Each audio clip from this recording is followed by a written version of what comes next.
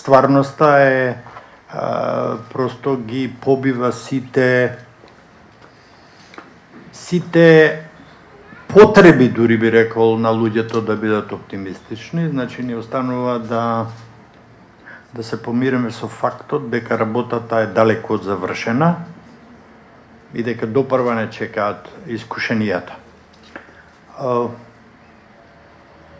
Јас сакам сега да обратам внимание, тоа се три мали, а може би и не мали примери на тоа што ни се случува. Ќе се надоврзам на ова што Сашо го говореше со враќање на нашиот контекст.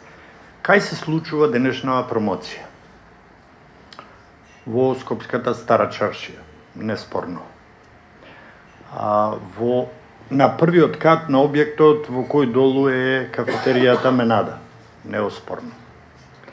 Во клубот на граѓаните за Европска Македонија, чие постоење и активности се финансирани од Фондацијата Отворено општество Македонија. Прашалник. Според председателот на Независниот совет за радиодифузија, тоа не е Фондација Отворено општество, туку е групација Сорос. Ова спинувано име веќе имплицира известни значења, нели? Од тука е природно дека потоа следи, ова е сосем ново, ова од вчера. Потоа следи дека таа групација Сорос со милионски суми изразени во долари и евра ги финансира интернет порталите. Затоа нема никаков аргумент, нема никаква бројка. Дури овој зависен председател на независното тело вели дека Советот за радиодифузија направиле една неофицијална анализа, не ми е јасно што е тоа, нели, за разликата на финансиските средства на порталите и на електронските медиуми.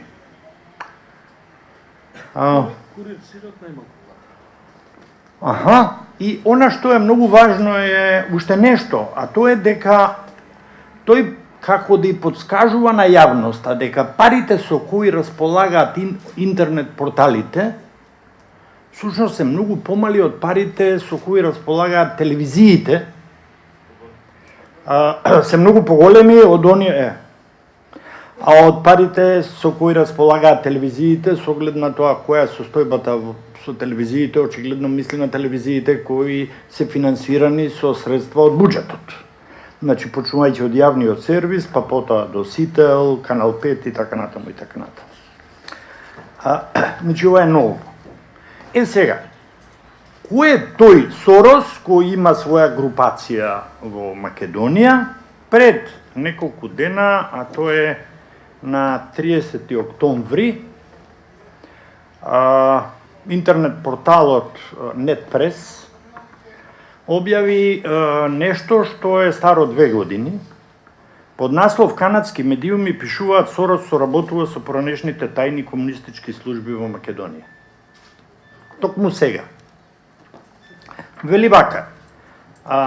За Џорџ Сорос овој пат пишуваат медиумите во Канада и тоа поради неговото финансирање на НВО секторот во Македонија по откриените скандали со финансирањето на радикални исламистички групи на територијата на САД.